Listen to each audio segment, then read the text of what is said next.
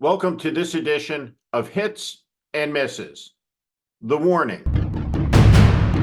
It is the 5th of April. 213 days remain until America decides who the next commander-in-chief will be, President Joe Biden or the insurrectionist Donald Trump.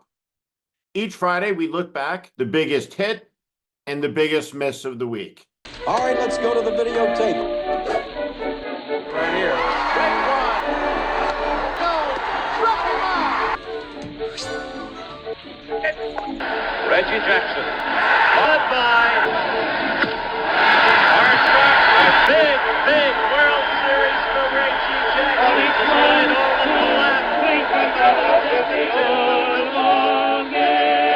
left. Let's start with the miss. No labels after years of hype, publicity, promises, overpromises, and more overpromises did not in the end come up with a candidate. The whole thing was nonsensical from the beginning. The idea that a small back room would choose a national unity ticket, a Democrat and Republican, and pair them, discounting completely the nature of individual character, intellect, fortitude, all of the qualities that produce great political leaders in times of crisis. No label said none of that matters. All that does is the mechanics, the details, the ballot access. No labels promised over and over again. It had the money, it had the resources, it had the interest. Incredibly, one of its co-chairmen, the moderate Republican from Maryland, Larry Hogan, all of a sudden resigns from No Labels, endorses Donald Trump, and a few days later announces his candidacy for the U.S. Senate in Maryland. This supposedly principled man who would never get on board on the Trump train, all of a sudden, well, he needs the endorsement, I guess. Here's the deal. There are scams and there are scams. And whatever No Labels was, it just is in a league of its own. Never has so much been written about so little of nothing. What is it that it has ever done, has ever accomplished? Nothing. Zero. It's one of the great misses in all of politics. And it's an even bigger miss that so much has been written about it, and nobody, truthfully, could even tell you what it is.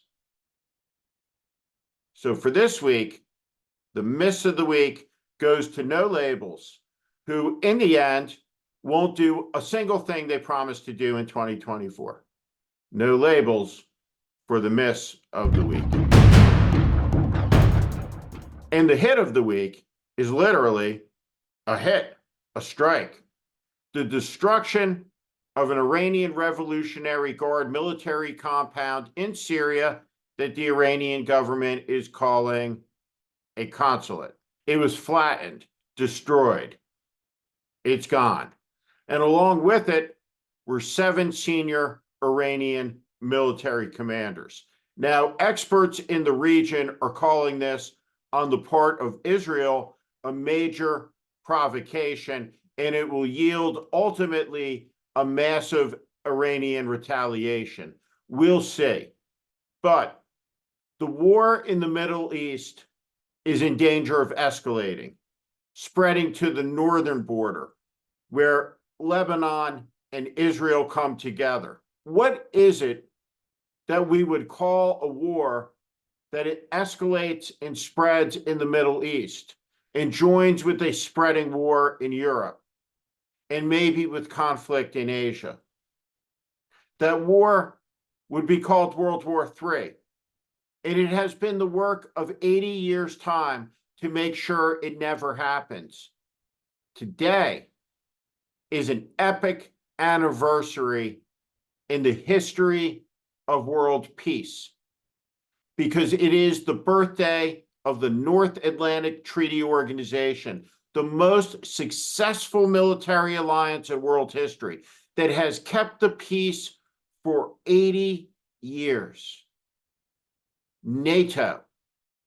And Donald Trump says he wants to get rid of it. Donald Trump says he'll withdraw from it. Donald Trump says we won't honor the commitments that have only ever once been triggered, and that was in defense of us by all of our NATO allies on September 11th of 2001 when America was attacked.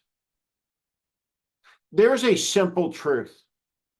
Donald Trump is a danger to the peace in Europe, in the Middle East, all over the world because of his ineptitude, his blindness, and his incompetence.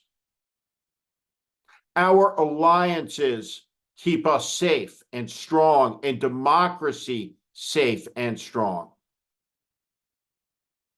This is a week where the Israeli military, with its hit on an Iranian command post in Beirut, has escalated the war.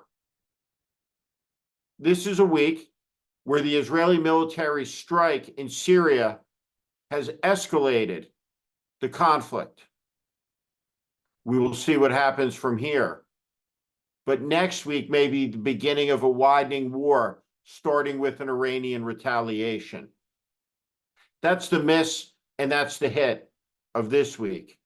Stay tuned for next week as we continue to observe what is happening in this incredible unfolding story, a decade old, the rise of MAGA, the rise of an American fascism that heads to the presidential ballot for the third election in a row. This is The Warning. Thank you for watching. Thank you for listening to my political commentary. If you like what you heard today, please also consider subscribing to The Warning daily newsletter on Substack.